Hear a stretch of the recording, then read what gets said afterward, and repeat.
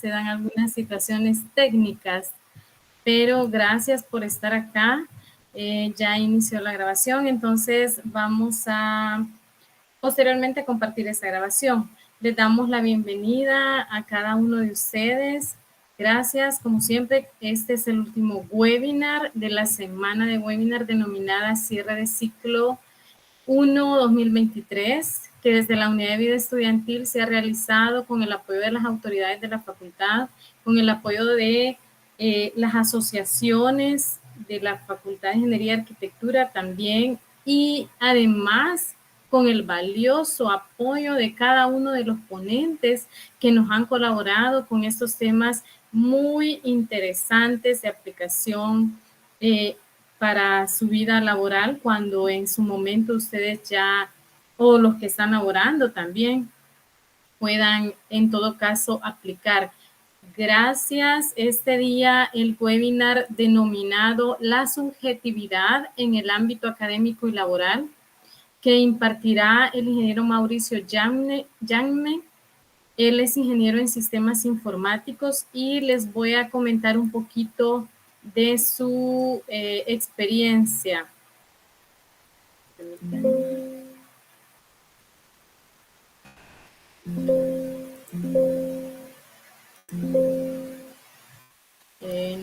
No me abre el CV, permítanme.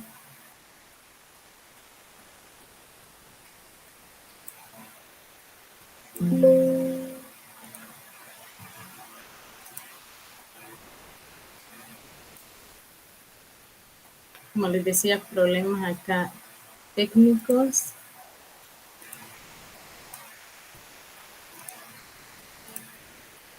El ingeniero es graduado de la Facultad de Ingeniería y Arquitectura de la Universidad de El Salvador, y pues en su vasta experiencia pues nos va a compartir.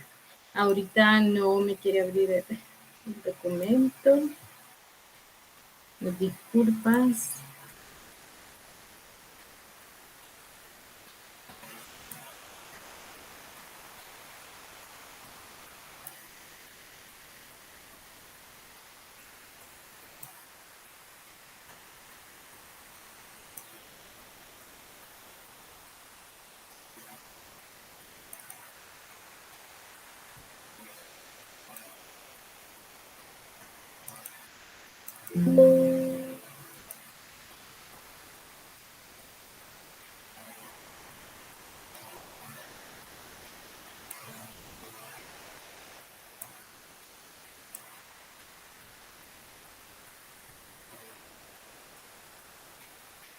Bueno, la disculpa. El ingeniero es, como decía, graduado en sistemas informáticos de acá de la Universidad de El Salvador. Tiene una maestría en arquitectura de software de la Universidad Don Bosco. Tiene un posgrado de ciberseguridad en los negocios de FEPADE. Y pues tiene también acá una especialización con INCAE. Tiene una vasta experiencia como auxiliar inició como auxiliar de cátedra en la Universidad de El Salvador, también como ingeniero de aplicaciones móviles en AES, como ingeniero de sistemas de operación en AES, y que es hasta la fecha. Y dice que el trabajo de él consiste en la administración de sistemas y desarrollos e implementaciones de software. Agradecida y con las disculpas del caso, ingeniero, dejo este espacio desde la Unidad de Vida Estudiantil. Gracias. Muchas gracias por la presentación. Voy a compartir la pantalla. Creo que ya me confirmaron que me pueden ver y que también pueden ver la pantalla, pero en cualquier caso, pues me notifican si tienen algún problema. Me confirman, por favor. Todo bien, ¿verdad? Sí, se ve. Ok.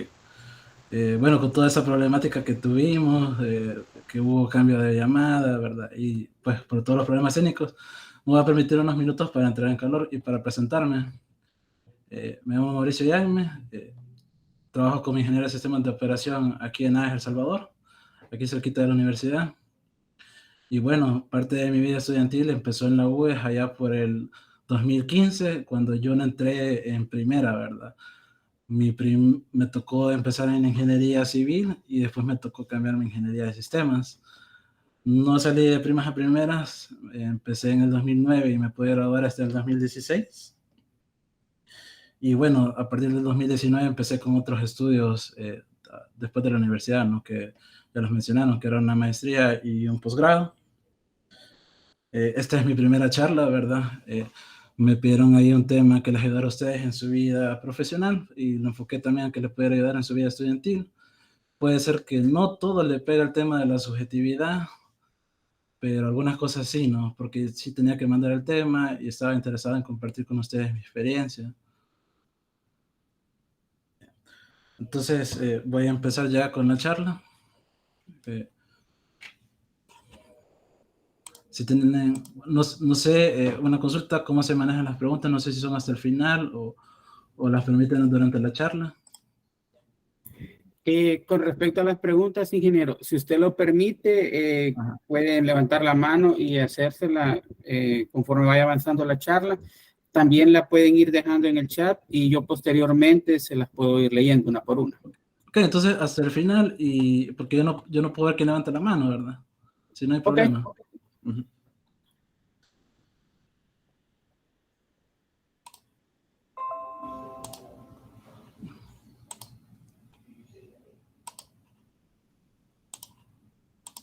Ok, creo que todos hacemos en alguno de nuestros trabajos de la universidad la introducción, ¿verdad?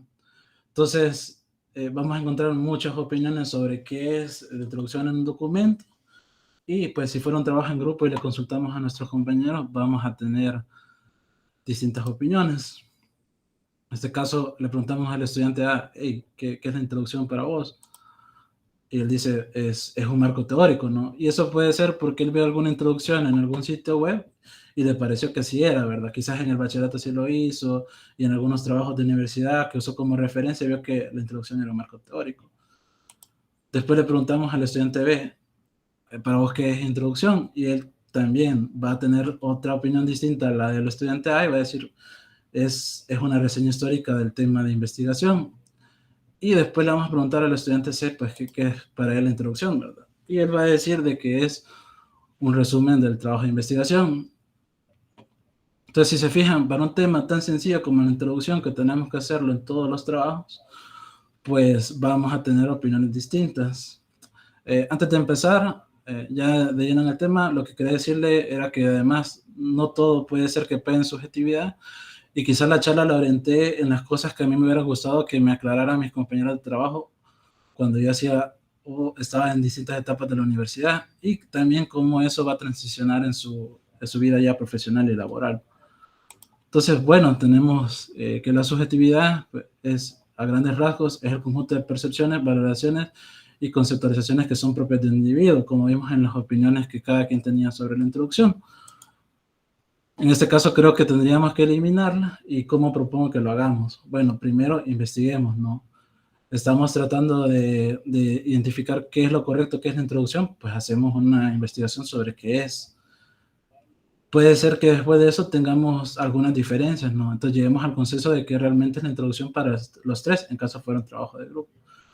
Tercero, aquí el cliente en los trabajos así de investigación es nuestro catedrático o asesor, entonces él nos puede dar una indicación de que realmente, si hubiera todavía algún desacuerdo sobre qué era la introducción, y esto yo quisiera hacerlo o me hubiera querido hacerlo, empezar a usar el correo electrónico dejando acuerdos por escritos, ¿no? Eso yo tuve la costumbre de mandar correos hasta que estuve en la empresa y creo que es algo que ustedes pueden empezar a hacerlo.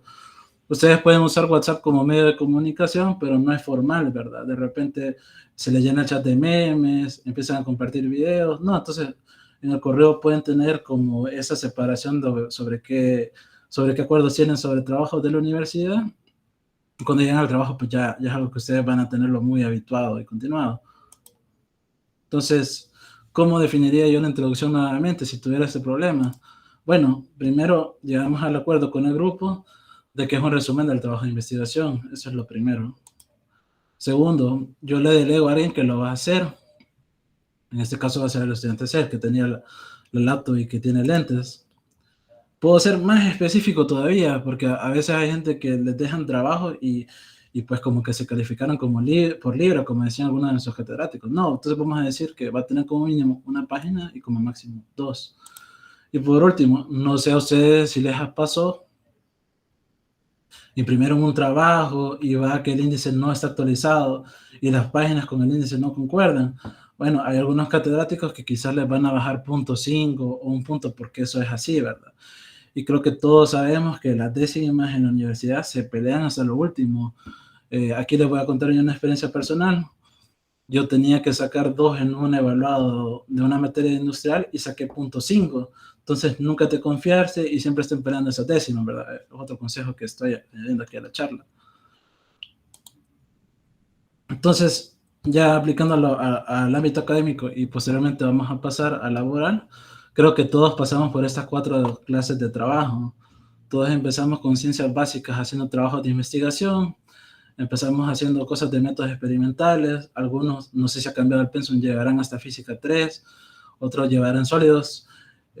Los proyectos académicos ya son especializaciones de cada una de las carreras, ¿verdad? Aquí lastimosamente no tengo la expertise de otras carreras porque, como ya les habían dicho, soy ingeniero de sistemas informáticos, graduado de la Universidad de El Salvador. Entonces, me voy a dedicar a hablar de eso, sobre el pensum y la parte que yo conozco, ¿no? Entonces, esos proyectos académicos son los que hacemos desde el inicio, en introducción a la informática, programación 1, programación 3, hasta ya las últimas materias, ¿verdad? Las electivas que no sé si ahí está ingeniería de software todavía. Y ya después pasamos de ese ambiente controlado, que no es la universidad, sino que ya son clientes externos, para los que hagan horas sociales en ambientes externos como instituciones gubernamentales, empresas privadas, pues ahí empezamos con las horas sociales y por último los trabajos de graduación. ¿Cómo me hubiera gustado que hubiéramos abordado, tener esa diferencia, ¿verdad? Que cada quien tuviera ideas distintas. En los trabajos de investigación, creo que se mantienen del ciclo 1 al 10, ¿verdad? Si hacemos proyectos así de especialización como los de programación 1, pues va a tener un contenido, siempre va a tener introducción, siempre va a tener objetivos. Entonces, esto se mantiene, ¿verdad? Alrededor de esos 10 ciclos. Entonces, ¿qué me hubiera gustado?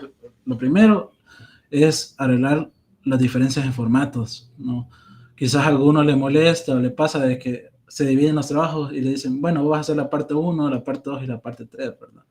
Y viene fulanito y le toca estar corrigiendo los formatos a todo, a que esté estandarizado, ¿verdad? Eso es lo primero, pueden definir usted un formato estándar para sus trabajos. Segundo, ya lo hablamos, era la diferencia sobre el contenido de las secciones. Alguna gente tiene una idea de introducción, otra gente quiere poner en objetivos y no los pone en el formato correcto. Y por último, la estructura del informe no definida, ¿verdad? A veces los maestros nos dejan alguna tarea o alguna actividad donde nos dicen, mire, como mínimo el reporte debe tener esto, pero tengámonos la costumbre de nosotros tener también nuestra base, un formato estándar con la estructura del informe, donde definamos secciones opcionales como los anexos. Y que si a mí me toca trabajar en grupo, yo pueda compartirles fácilmente eso, como yo quiero que sea el trabajo, ¿no? Ahora, para los proyectos académicos, como les decía, estos son trabajos de especialización de cada una de las carreras. Vamos a mantener siempre los mismos pasos, pero yo agregaría estos, ¿no? Que ya son más propios de mi carrera. El primero que les vamos a agregar son los estándares de codificación, ¿verdad? Cómo se van a nombrar las variables. Si fuera Java, vamos a usar camel case. Si fuera Oracle, vamos a usar tal nomenclatura. Eso creo que es algo que debemos irlos teniendo, ¿no? Ya desde temprano en la carrera es un hábito que podemos ir adquiriendo. Lo mismo con los controles de versión.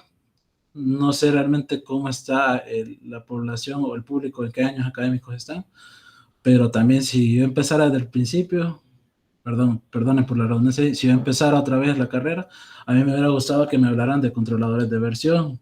Y entre los controladores de versión, ustedes también van a tener estándares, ¿verdad? Pueden definir cuándo se sube el repositorio, cuándo se actualiza, cómo vamos a hacer los commits, y toda esa clase de estándares que tenemos dentro de los controladores de versión. También los estándares de prueba. Ustedes pueden definir fácilmente una hoja, cómo van a documentar las pruebas que ustedes hagan en sus proyectos académicos. Eso también es bueno que se vayan haciendo el hábito, porque hacer pruebas y garantizar que el producto cumpla lo que ustedes están prometiendo es parte de la calidad, ¿no? Y por último, estándar de software, ¿no? Acostúmbrese a documentar ustedes. Mira, vos tenés Windows 11, vos tenés Windows 10, tenemos versiones de Java con diferentes JDK, y eso quizás les va a evitar el problema de, hey, a mí me funcionaba en mi casa, pero cuando lo presenté no me funcionó, ¿verdad? Es la clásica. Entonces, ya ese es un problema como que muy común que intentemos resolverlo, que creo que lo resolveríamos con los estándares de software. Me preguntarán ustedes, ¿y esto lo puedo conseguir? Probablemente sí existe un estándar de codificación, y si ustedes miran algunos documentos van a ser muy complejos.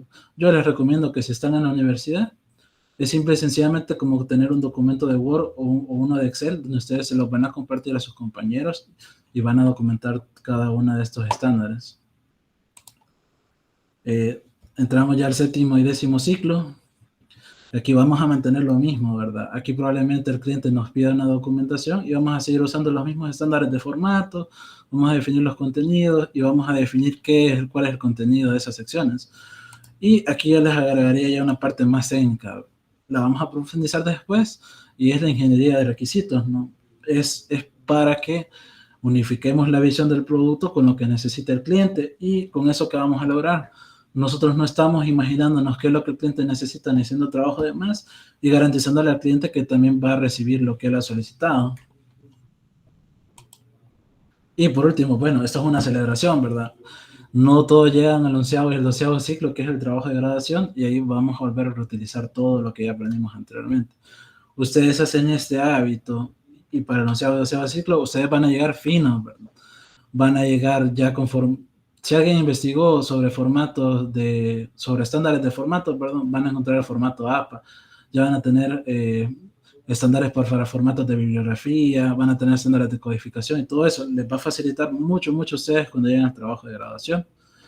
Y como les decía, quizás tengan la oportunidad de trabajar para un agente externo a la universidad, y ahí va a entrar también ingeniería de requisitos, ¿no? Si son trabajos de sistemas, también les va a facilitar mucho esa entrega del trabajo de graduación. Entonces, aquí hay una palabra que yo ya les he ido diciendo a lo largo de la charla, que es la creación de un hábito.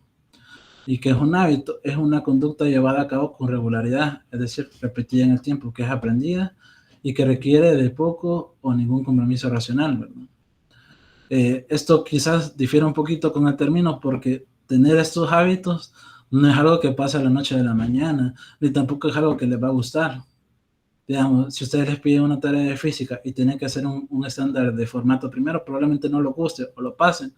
Yo les recomendaría que hagan el esfuerzo de hacerlo de tal forma que pase lo que dice el concepto, ¿no? De forma que ustedes lo hagan de forma poco o ningún compromiso racional, ustedes lo hagan en automático. Me piden algo, empiezo ya a trabajar y me piden que codifique algo y soy nuevo, bueno, yo pido el estándar de codificación, y si no hay, yo lo voy a crear, ¿verdad?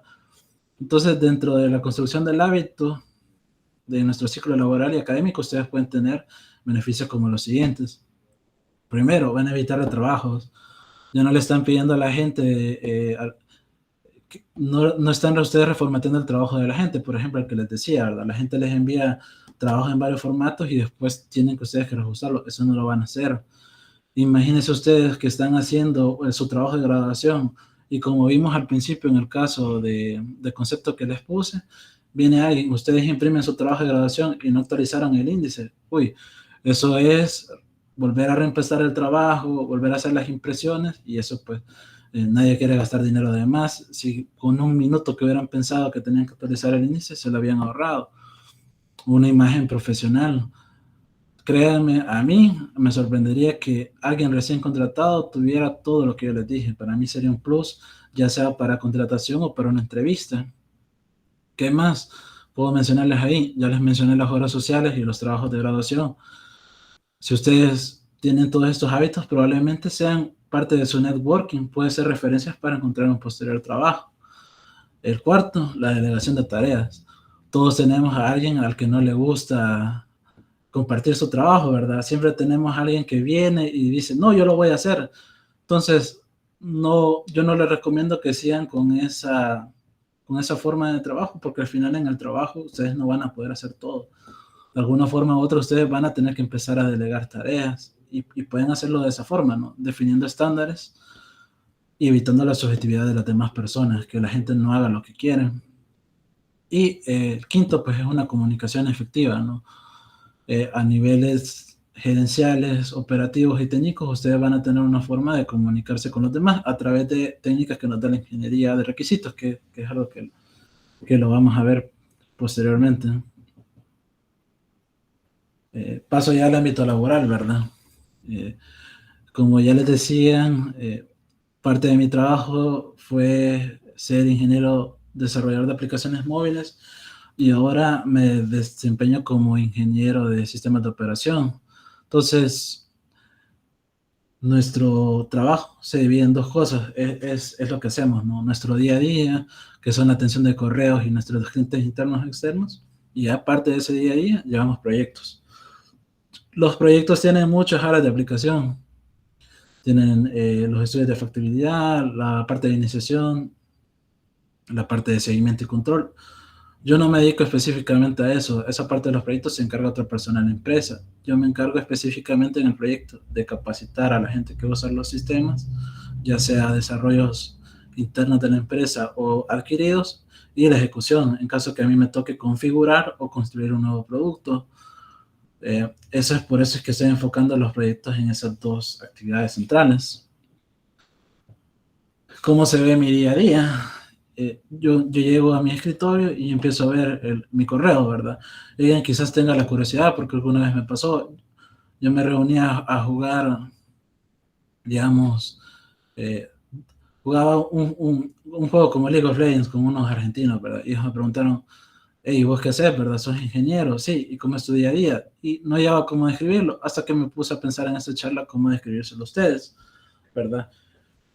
Y quizás alguna de estas actividades no le peguen como tal a la subjetividad, pero sí les puedo dar algunos consejos donde sí se puede evitar o cómo se ven como tal, ¿verdad?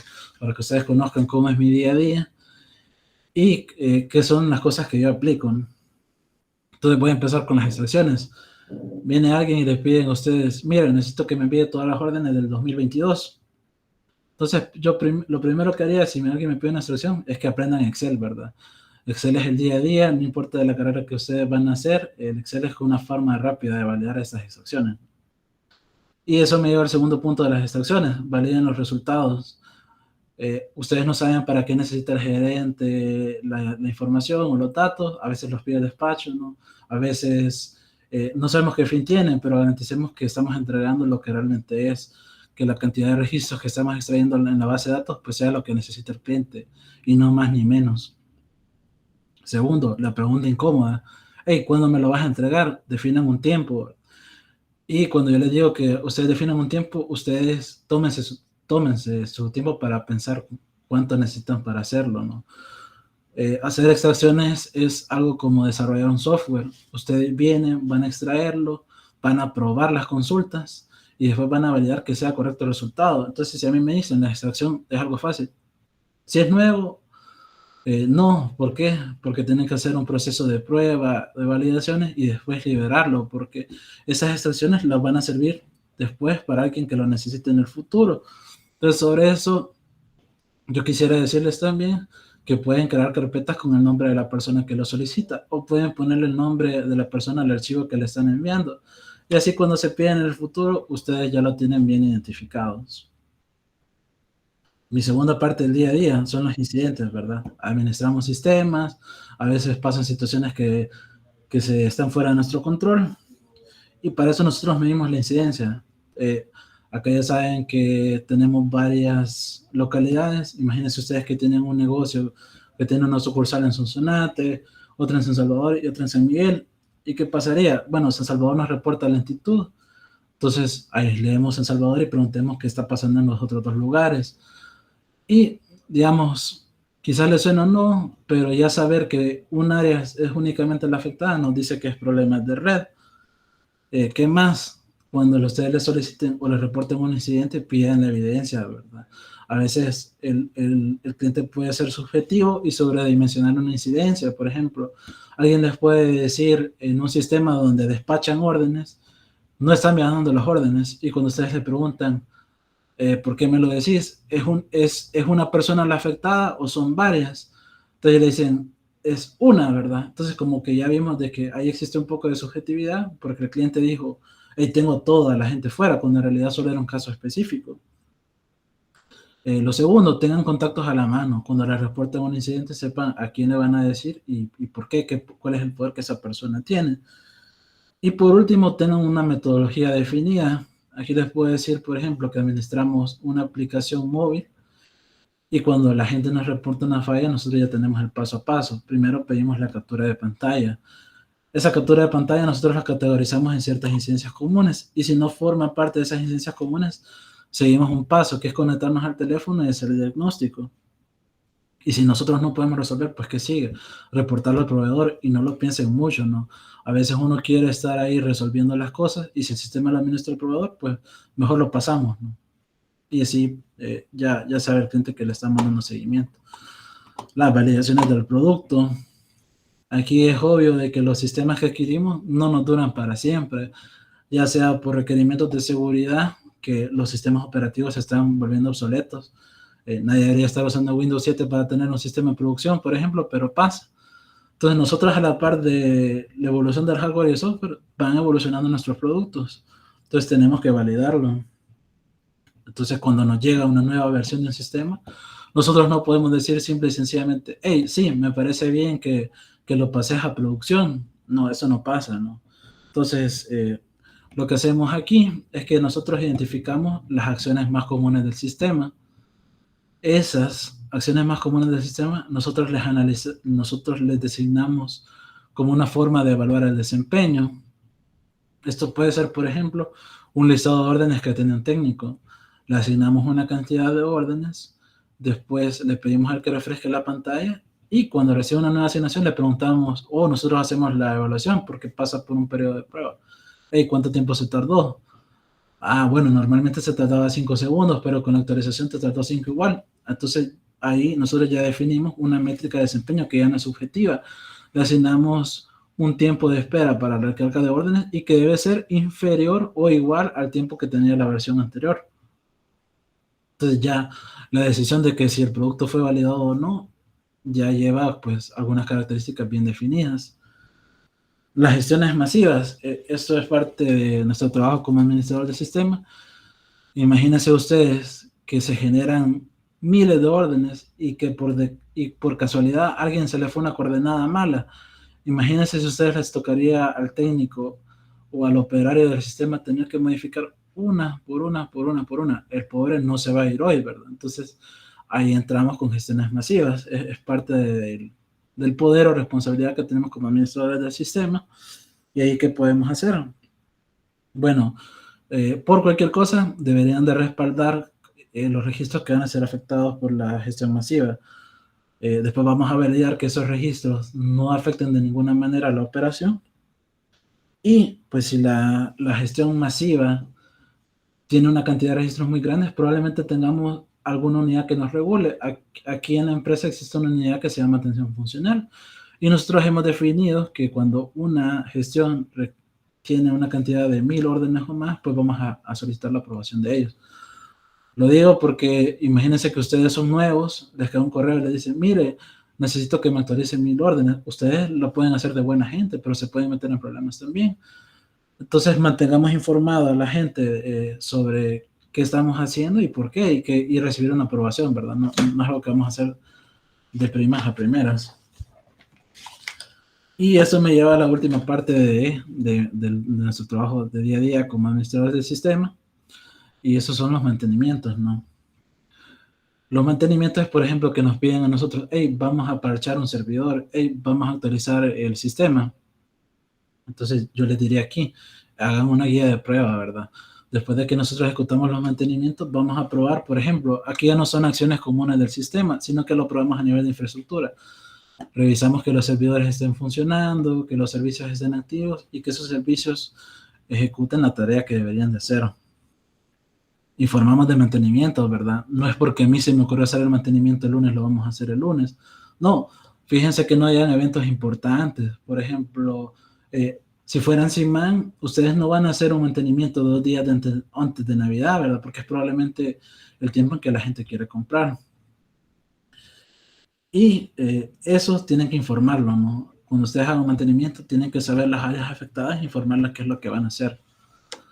La mayoría de veces, ustedes van a encontrar en la empresa a alguien experimentado que ya sabe todo esto, pero no está de más que ustedes lo sepan, ¿verdad? Cuando le pregunten un mantenimiento y ya tiene un horario definido, por ejemplo, pregunten, mire, deberíamos de suspender el mantenimiento porque quizás va a llover y las emergencias se nos van a subir, que es el caso de la empresa.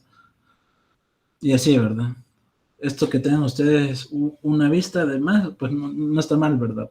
Puede servirles a ustedes para iniciar en su campo laboral. Y puede ser que no sean de sistemas, pero al final todos los usamos. Aquí hay muchos ingenieros electricistas que ocupa y tiene conocimiento de sistemas. Y lo mismo con las demás carreras. Me imagino que un industrial se mete a sacar reportes. Uno mecánico también hará extracciones y validará otros sistemas más complejos. Y esto me lleva a la otra área. Ya estamos en los proyectos, ya no estamos dentro del día a día. Y está descubierto, ¿no? Que cuando hacemos capacitaciones, hay algunas empresas que quizás lo dejan mucho al usuario, ¿verdad? Hacer una capacitación subjetiva, pues yo no lo recomendaría porque, digamos, el usuario está empezando, queremos dar una buena imagen del sistema, ya sea que sea adquirido o que nosotros lo desarrollamos, y por ahí empezamos con la preparación del ambiente de desarrollo, ¿no? Así como dice mi jefe, ¿no? Cuando nosotros invitamos a alguien a probar algo o hacer un sistema, eso es lo mismo que inviten a alguien a su casa. No van a invitar a alguien a su casa sucia, con las cosas a medias, no. Vamos a limpiar la casa, ¿verdad? Esos datos basura los vamos a eliminar, vamos a probar que todo esté bien, si fuera una cena, vamos a ver que la iluminación esté bien, si alquilamos sillas para el patio, vamos a ver que todo esté bien, y así, ¿verdad? Lo mismo aplica para el ambiente de desarrollo. Vamos a dejar la data preparada y limpia. Segundo, vamos a hacer los casos de capacitación. No le vamos a dejar al cliente que se imagine las cosas que va a hacer. No, como estamos capacitando ahorita, después pueden surgir más cosas, ¿no? Pero al cliente prepárenle un camino claro de lo que debe hacer. Y si pueden, contextualícese un poco, ¿verdad? Por ejemplo, aquí capacitamos a la gente de atención de fallas y nos dimos cuenta que uno de los casos más comunes que se tienen en campo son los cambios de fusibles. Entonces le pedimos siempre al multiplicador o al personal encargado de capacitar a las personas que se imaginaran que estuvieran haciendo un cambio de fusible. Y ellos no solo se sienten identificados y felices porque uno sabe más o menos del trabajo que hace, sino que ustedes garantizan un proceso de capacitación más claro y entendible. Y por último, preparen el material de capacitación específico. Ya hablamos de preparar el ambiente de desarrollo, pues nosotros ya tenemos un listado de personas que vamos a atender. A esa persona le asignamos un usuario, una orden en específico, y hasta eso tiene que ir, ¿no? A fulanita le asigné la orden 1, 2, 3, a Félix le asigné la orden 1, 2, 3, 4, así de manera que no se pierdan, ¿verdad? Me imagino que no siempre es posible hacerlo porque dependerá también de la cantidad de usuarios que están capacitando. Yo no he capacitado a un grupo de 30 o 40 personas, ¿verdad? Por eso quizás ahí les voy a poner el caso de que esto me funcione a mí y que la mayoría de recomendaciones que les estoy dando son fundamentadas en mi experiencia personal. Aquí vamos entrando en detalle un poquito en el tema técnico y lo que quería hablar era de la ingeniería de requisitos. Ojo, aquí quiero que pongan claro, es la primera fase de la implementación de un proyecto exitoso. Aquí puede crecer mucho la tecnología, vamos a tener mucha inteligencia artificial, cosas van y vienen, ¿verdad? Pero hay risa porque entre la comunidad de ingenieros o desarrolladores que decimos, no, pues que el cliente siempre va a necesitar ayuda para definir los requisitos. Y aquí creo que hoy por hoy no va a haber ninguna inteligencia artificial que pueda tomar los requisitos. Sí, para desarrollar quizás sí, pero para trasladar las necesidades y las ideas del cliente a un producto tangible o a requisitos quizás todavía necesitamos la intervención del humano. Entonces van a entender un problema y aquí quisiera que le pusieran atención a dos palabras, el ambiente y el contexto, que no van a empezar a resolver problemas sin entender un poquito sobre qué se trata, ¿verdad? Y después, por último, vamos a definir la solución y vamos a definir claramente los requisitos, los que les hablaba, ¿verdad? El cliente y nosotros tenemos que tener claro, nosotros como desarrolladores o ingenieros, qué es lo que vamos a resolver y qué está fuera del alcance, y el cliente lo que va a recibir, sin más ni menos. Entonces, aquí tengo yo como un overview, una vista general de la ingeniería de requisitos. Aquí me voy a enfocar en los requisitos funcionales, que pueden ver que son los escenarios de uso y los casos de uso. Los requisitos no funcionales, que son el lenguaje y la plataforma. Las restricciones de pantalla aquí lo puse porque a veces el cliente pide que sean aplicaciones de escritorio, responsivas, o por ejemplo, ustedes pueden tener un sistema de teléfonos y los teléfonos tienen cierta resolución, ¿no? Ustedes como desarrolladores o como ingenieros de sistemas pueden decir, no, este teléfono no cumple porque el sistema corre en tal y tal resolución. Y eso nos ha pasado aquí, por ejemplo, que teníamos un teléfono específico para trabajo que no cumplía con las características de resolución y tuvimos que hacer la recomendación de no adquirirlo. Las bases de datos también. Eso creo que es lo más común, no voy a andar mucho sobre eso. Los requerimientos de desempeño es los tiempos de respuesta, ya se los dije. Cuando se hace una acción en el sistema que ustedes midan y digan, hey, está lento o está rápido. Y después aquí hay una parte de documentación que se la agregué. Esta solo es una parte de la ingeniería de requisitos, no es todo. La definición de requerimientos para quienes nos sirven, para la gerencia del cliente y los usuarios finales. La especificación de requerimientos cuando alguien nos envía un sistema, pues es... en este caso, si lo adquirimos, lo recibe mi persona, somos los ingenieros del cliente. Y las especificaciones de software, y también quizás para aquí pondría yo hardware, que eso lo reciben los arquitectos del sistema y los desarrolladores del software, que en este caso, en la experiencia mía y personal sobre este sistema, no sé si están viendo el cursor, pero la definición de requerimientos aquí lo recibe la gerencia y la jefatura.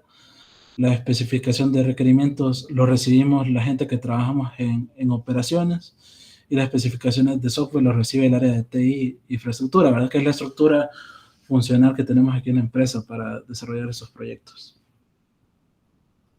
Esa es como una introducción de la ingeniería de requisitos, como que lo que yo considero que puede ser más importante. Voy a ahondar en cada una de estas secciones más adelante. Con esto vamos a empezar con los requisitos funcionales, ¿verdad?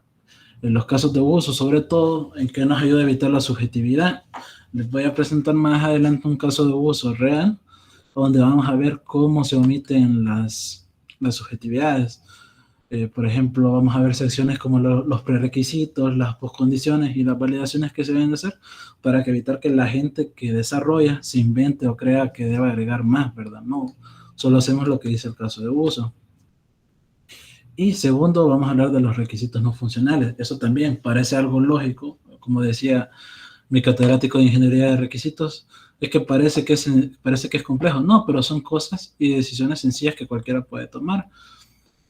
Por ejemplo, si alguien los contrata para hacer un sistema, la pregunta de cajón que debe ser, hey, ¿en qué lenguaje es? ¿En qué plataforma, verdad? No porque alguien les pida a ustedes un sistema, yo me voy a inventar y voy a empezar a programarlo. Quizás ese es otro hábito que podemos adquirir.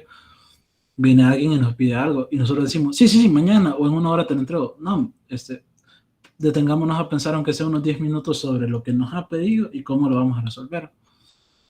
Lo de las restricciones de pantalla ya lo había hablado antes. A veces a la gente le interesa que funcionen teléfonos y créanme, aquí es bien difícil cuando les piden para teléfono y tableta, eso es un mundo aparte, ¿verdad? Si no ocupan frameworks que les manejen ese cambio de resolución de pantalla y de giros del teléfono, eso a mí en lo personal me cuesta bastante. Bases de datos, aquí aplica lo mismo del lenguaje de implementación o plataforma. No voy a seleccionar yo la base de datos, a veces lo dictamina el estándar con el que trabaja la empresa. Hay empresas que trabajan con Oracle, hay otras empresas que trabajan con SQL Server. Ustedes no pueden venir e imponer porque se imaginaron que van a usar una base de datos, la que ustedes conocen. Y creo que en la mayoría de casos todos empezamos con MySQL. Y cuando salimos de la universidad nos damos cuenta que es la base de datos que casi nadie ocupa.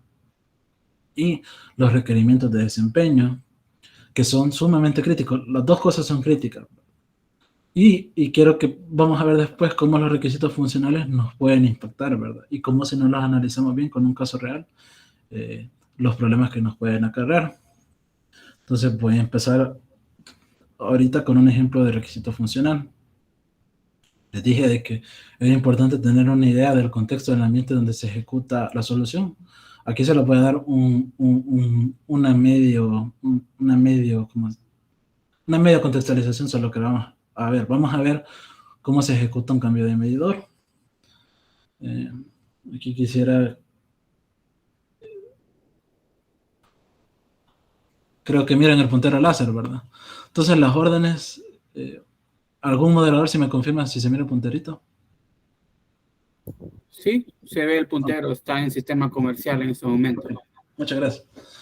Entonces digamos que las órdenes nacen del sistema comercial, ¿verdad? En este caso nació un cambio de medidor. Después esa orden fue enviada al despacho para que fuera asignada a una pareja. Después es recibida en el teléfono.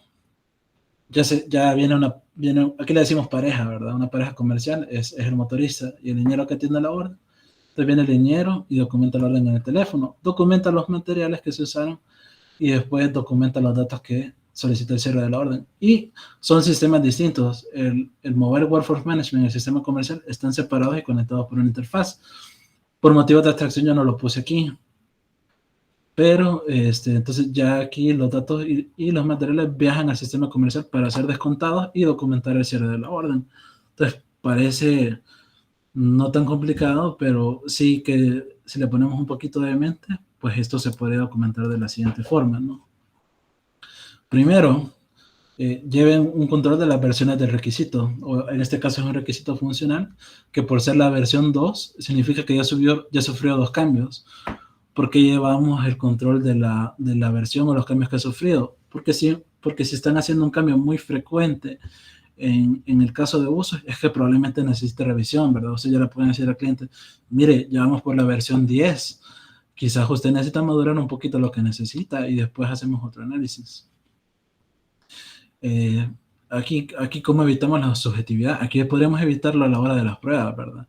No cualquiera puede venir y probar que es un cambio de medidor.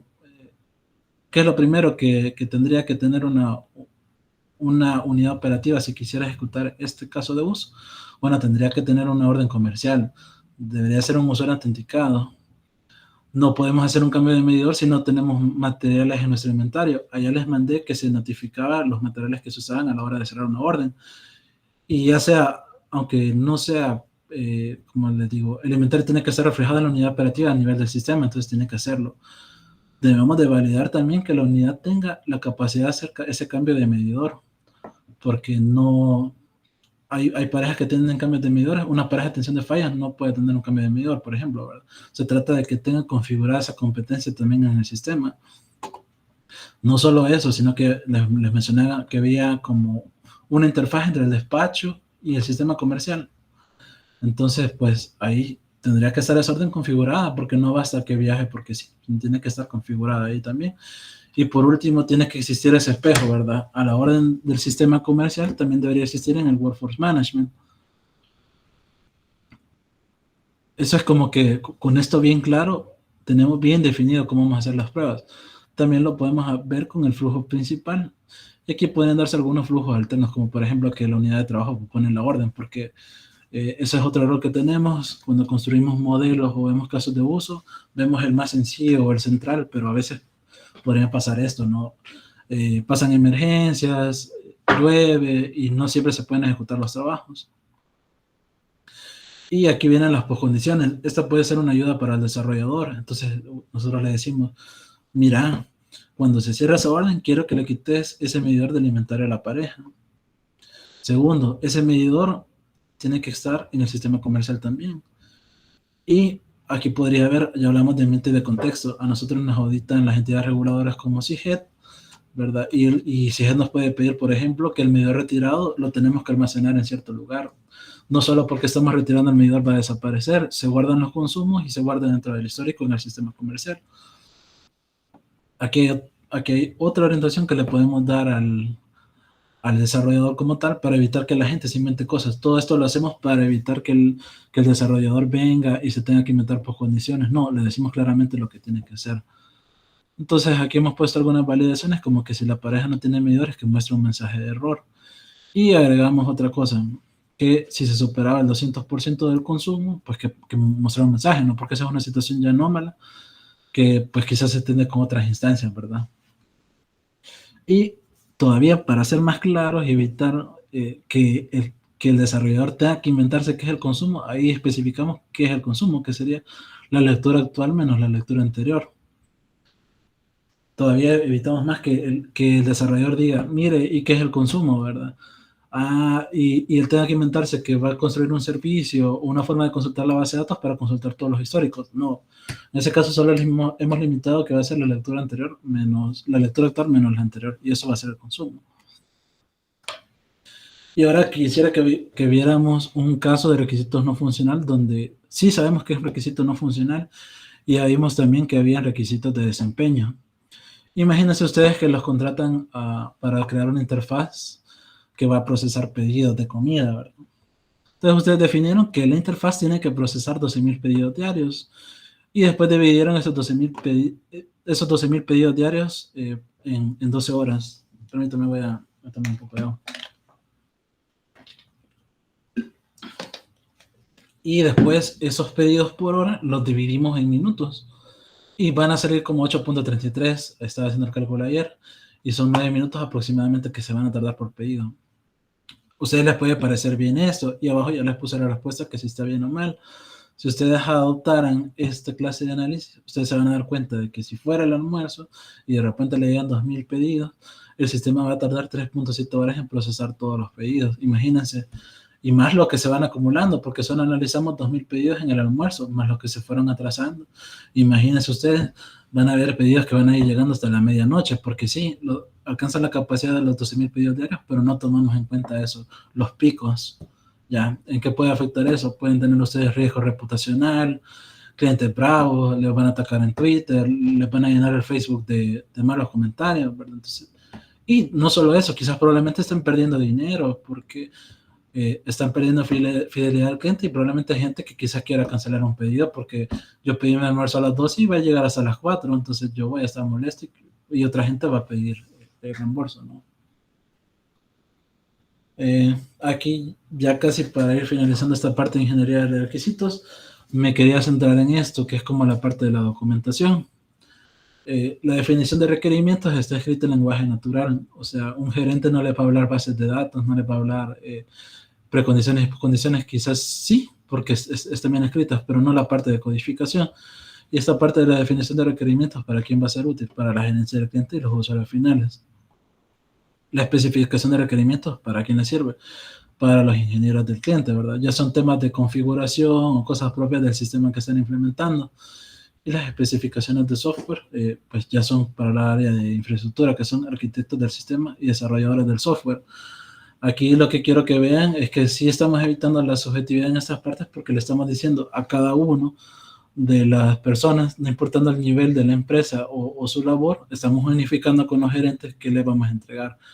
Estamos relacionándonos con los ingenieros del cliente a través de la especificación de requerimientos, diciéndole claramente qué van a hacer, y también con las especificaciones de software para el área de TI. Entonces estamos unificando la visión, no importando el nivel del usuario o de la persona que va a trabajar con el sistema.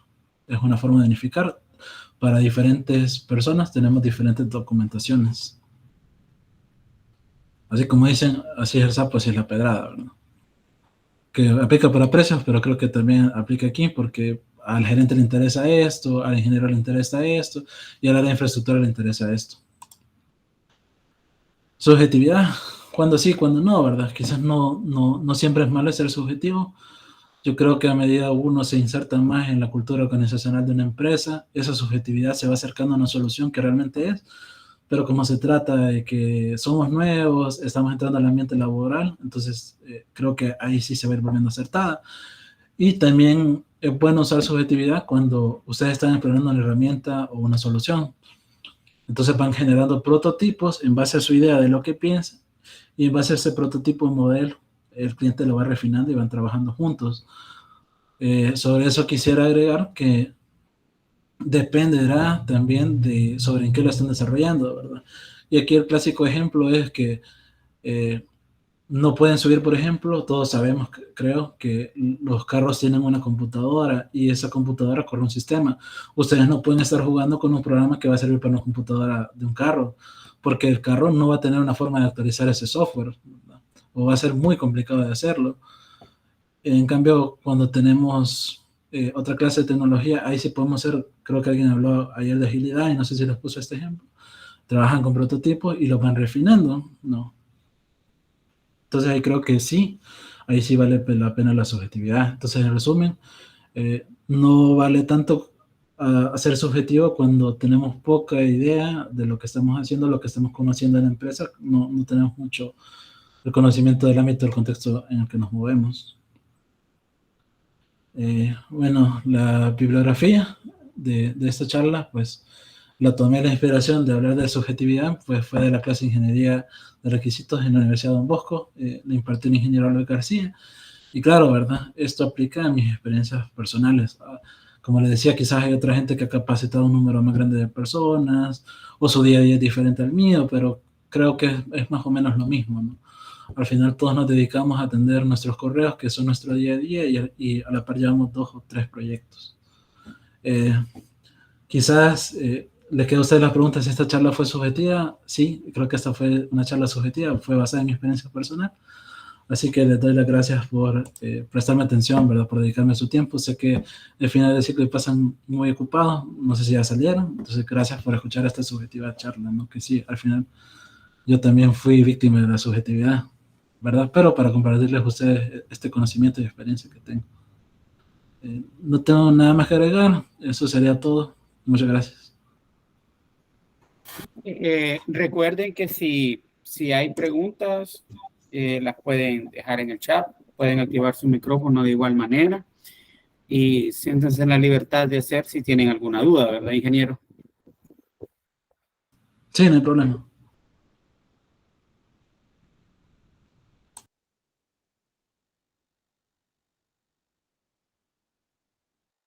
Yo tengo una. Cuando realizan, por ejemplo, aplicaciones, mencionaba lo de la resolución para las aplicaciones móviles, ¿verdad? Obviamente no todos los teléfonos funcionan de la misma manera, porque hay, por decirlo así, ¿verdad? Unos con mayores capacidades que otros, de diferentes gamas. Cuando realizan digamos que están creando una aplicación que se las piden y en base a qué lo hacen, al de gama más baja y van mejorando los estándares para que pueda ser utilizado en cualquier dispositivo o ya tienen un estándar como de gama media establecido, porque yo he visto que, por ejemplo, hay ciertas aplicaciones que se pueden usar en unos dispositivos, sí, y en otros no, pero como estas aplicaciones de servicio, sí, tienen que ser más accesibles para todos, ¿verdad? ¿Cómo podría ser ese proceso? En el caso puntual de la resolución, el fabricante nos dice cuál es la resolución requerida y en las especificaciones del teléfono vos podés ver cuál es la resolución de la pantalla que tiene el teléfono. Ya de las aplicaciones que nos decís si elegimos si es gama media o alta, lo que hacemos es que certificamos el uso de la aplicación en ciertos dispositivos, ¿no? En base al estándar que tiene la empresa. Entonces aquí ya tenemos una marca definida, buscamos un celular más o menos de acuerdo a porque también te dan especificaciones de RAM y de procesador. Y entonces ya identificamos las acciones comunes que se hacen en el sistema y probamos y vemos qué tan fluido va. Entonces ahí decidimos nosotros y decimos, hey, este modelo pasó la prueba, entonces pueden pasar a comprar más. Ok, gracias. Igual, no sé si alguien más tiene alguna consulta.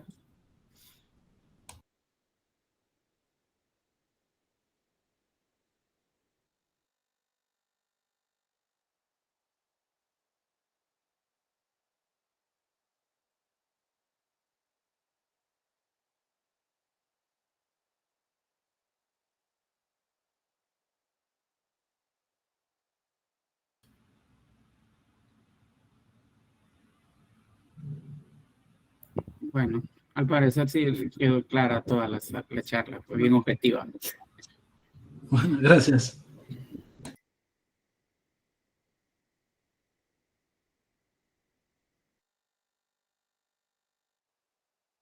Bueno, sí, eso sería todo. Le damos las gracias, ingeniero, porque se sumó a esta jornada de toda la semana donde se realizaron 8 webinars. Le agradecemos la participación, así como a todos los demás participantes por por su perseverancia y que asistieron a más de un webinar. De igual manera, ingeniero, a usted se le hará llegar un diploma de agradecimiento por su participación en el transcurso de la próxima semana. A todos los compañeros presentes, de igual manera, si participaron en 2 sesiones, se les estará haciendo llegar un diploma de participación a sus correos institucionales. Como último, pedirles que por favor dejen su nombre y su correo institucional. Y darle las gracias por la atención prestada. Muchas gracias. No sé si me escucha. ¿Se me escucha? Sí, se escucha. Sí. Gracias, ingeniero. De verdad que a pesar de las situaciones técnicas que se han dado en el transcurso de inicio y fin, agradecemos su valioso aporte, su valiosa colaboración. Esperamos que no sea la primera ni última vez, ¿verdad? Que nos puede estar compartiendo algún interesante tema. Pues nosotros siempre desarrollamos actividades, webinars técnicos y además también cada final de ciclo se está desarrollando algún tipo de actividad. Entonces, de webinar. Así que le esperamos que para una próxima vez nos pueda colaborar. Y también pues agradecemos, como ya dijo Romeo, que es uno de los que ha estado apoyando, él es estudiante en servicio social, como varios estudiantes en servicio social que nos apoyan en la unidad de vida estudiantil. Sin ellos no fuera posible también todas estas actividades, les agradecemos. Porque esta semana pues ha sido un éxito con todos los valiosos aportes que han dado cada uno de ustedes los ponentes. Como dijo también, creo que mencionó Romeo en lo que me estaba conectando, que se le va a hacer llegar, ingeniero, un diploma firmado por el vicedecano y por el coordinador de la unidad de vida estudiantil en agradecimiento a su valioso aporte este día. Gracias a cada uno de los alumnos que están, también a docentes, asociaciones, gracias a todos los que han hecho posible el desarrollo de esta semana de webinar. Se les agradece y pasen buen día. Les esperamos en próximas actividades. Bueno, gracias. Buen día. Muchas gracias.